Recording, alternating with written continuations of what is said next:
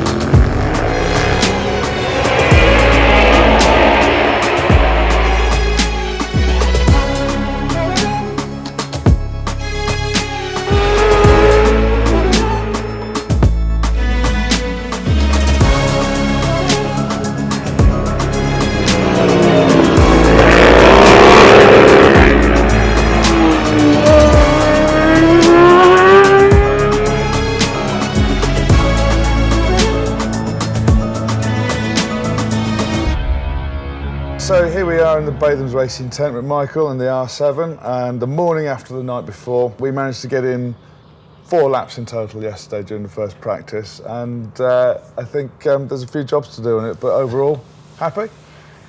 Yeah, surprised really, because you know, we didn't have the best Northwest 200. We had it on the Wednesday, you know, so we lost 1 day of practice, and you know, it was basically standard airbox as well. So obviously put the new airbox on, and that's helped it massively. And we've got some retractable bell mouths as well, which obviously off race string RSS, which have that seemed to improve the mid-range. You know, we still got you know, a long way to go. We've got a long way to go, but we're going to try some aerodynamic stuff. Hopefully, try and find a fairing now, because going at such high speed for so long, we needed to cut through the wind, cut to the air, make it better, you know. And like I say, it's a work in progress. You know, we're lifting the seat, we're lifting screens, we're doing this. Yeah, there's a lot to do, but you know, it's Monday now, and at least we've got 4 more days. We've got good weather, yeah. So we should be able to get out plenty more on this, and we're going to look at, like you say, aerodynamics. We're going to look at maybe another exhaust on it. We're going to try a few other little bits and pieces, and it's work in progress, isn't it? Hopefully by the end of practice week, maybe a few more miles an hour out of it. Exactly, you know, and we learned about suspension, and you know, it is so new. Well, in fairness, we've not actually touched the suspension, have we? No. K-Tech built it for us, yeah, and it's their top of the range stuff. It's really good gear, isn't it? So yeah, K-Tech built it for us, didn't they? And it's like, you know, they've not built anything for this bike. It's their top of the range gear. Remember, they had to scan the whole back end and do all of that for their 3-wad shock absorber, and so they've took a bit of a guess at the settings, and we've not done anything with that either. So we're going to dive into all of that next, aren't we? Yeah, which could be suspension, and then, you know, we'll get back on the dyno, see what it's been doing, and it's a lot of work. And you know, plus we've got the other bikes as well, which you know, we've got to look after as well. So it's you know, you only can spend so much time, and it needs a dedicated team really. But and what's it like to ride then? What were your impressions then riding it? Do you know what? It handles so well, and you know. It's just that top speed. It isn't just top speed. It's like the first probably 3 gears where it needs to go. You know, but we're racing against, you know, the Kawasaki DR60s, the patterns, which have had 10 years of development, and this has had 10 days. 10 days, really. It's that. Yeah, it's that.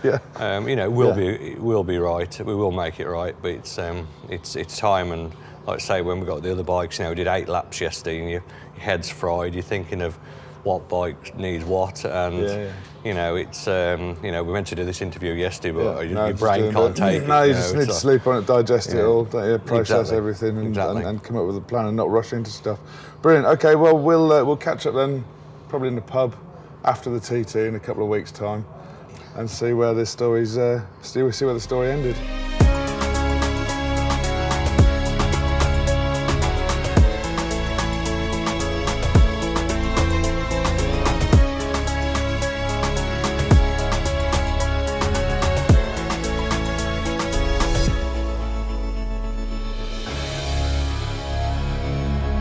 So we haven't made it to the pub yet. We're just back here at Batham's Racing HQ. We've been unpacking the truck and all the tools after the TT.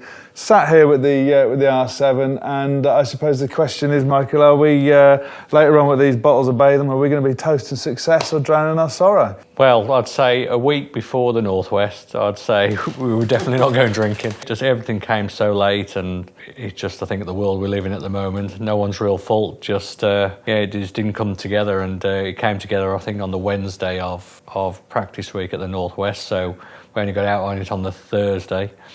And definitely, I think we'll have a big drink tonight. I think definitely. A lot of people involved with this project, to be fair, have been really working flat out to get us ready for it. So we did the Northwest, went to the TT, and you know, when we got to the TT, it had that big upgrade with the airbox, and which moved the whole bike on a hell of a lot, made it a lot more competitive than it was at the Northwest, which we knew anyway, to be fair.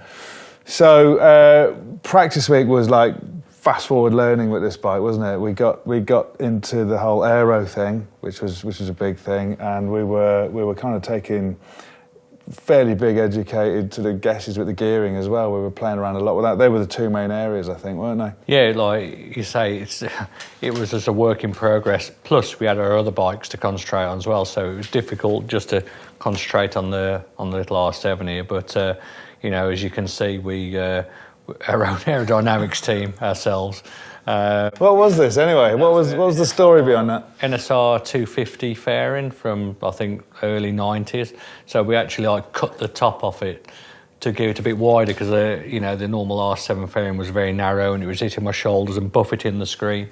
So cut the top off it, joined that to it, as you can see, gaffer taped it, and made it look as pretty as we can. It actually looks quite nice. Actually, and it worked. It worked, and it was so much easier to ride and more comfortable for me. Aerodynamically, I know we've got to do a lot to it, and we're going to look at that for next year. But because that really matters on these bikes, doesn't it? When we're only dealing with 100 horsepower, every little bit. Well, anything what sticks out is negative. It's you're losing horsepower, and you got to try and get yourself tucked in behind that bubble, and your head, just the right height, and But it was a start. It helped us out for that meeting, and for the TT, it made it a lot more comfortable. So yeah, it's all good.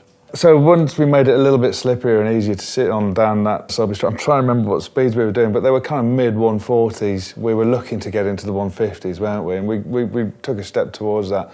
The next thing really we looked at was the gearing, because we were miles off at that. You weren't quite getting through top gear down that section, so we went pretty radical on some of the gearing changes, which got you through the gears at least. Yeah, but the big problem was, you'd be going down Bray Hill and you'd hit the limiter, then, but on Sulby Straight, probably one of the longest straights, you'd be well off the limiter. So it was very difficult to gear it. We just need to.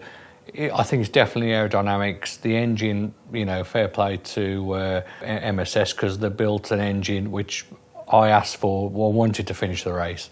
We can go a lot further with the engine, and we were lucky that one of our engines did win on Peter Hickman's bike. We lent him. Obviously had a few problems with his engine, and he borrowed our spare engine. So we had two engines which were built by MSS, which finished the TT 1-1, and ours had an 8th place, and I think we could have had a podium in that last race if it wasn't for my stupid fault, clipping the curb. Going through Kurt Michael, which obviously I think nearly broke the steering damper, and then pulled it out of its socket a bit, and then I finished it when I took off over Balaf, and it broke it completely. Finished it off. Yeah, so bit annoyed about that, my own stupid fault, but go away with it at least. That's the main thing. At least we're here to talk about it, aren't we? So on the races, first race, we found a bit of a setup. Went to do that first race, finished 8th. A bit of drama in the pit stop, which resulted in more learning, didn't it? I forgot about that. Yeah, I hadn't. We came into the pits. We've been practicing it. To do it, and it started every time the bike did, and then I think it must have, the vibration with the standard battery, and I think must have vibrated like the plates or something. Come to start it, just wouldn't start. It wouldn't bump start. It wouldn't do anything. It was just dead. It's having none of it, was it? And it must have, we tried pushing, obviously you tried pushing it and we tried jumping on it, everything we could, and then we got to the end of the pit lane. I thought, oh, no way, I can't come all this way. And I think we sat at the bottom of the pit lane for a minute.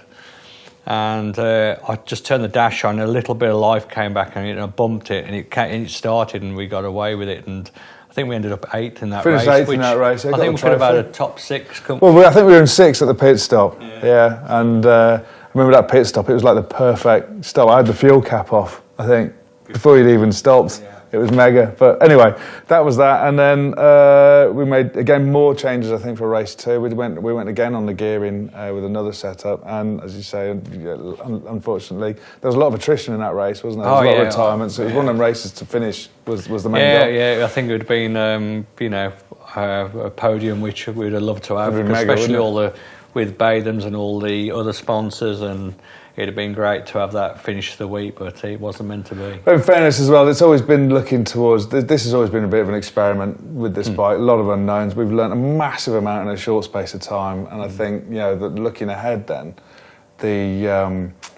I suppose the question is, we're going to stick with it. We're going to try and develop it a bit further now. I think with the bonuses with the R7 at the moment, and is the handling of the bike from got standard wheels in it, which weigh a ton, perfect for the road, obviously for what we want. So, we ordered wheels but they didn't come.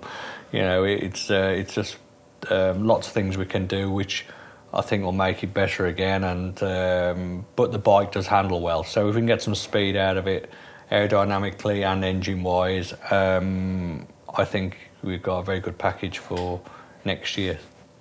So 2024 is when we'll go for it, I suppose, again. Like you say, we've got a bit of time between now and then, which is a luxury we've not had. But in the meantime, should we go and drink these beers? I think we've finished for the day, haven't we? I think that's it. Come on, let's go. We've got a bottle opener. Let's get one.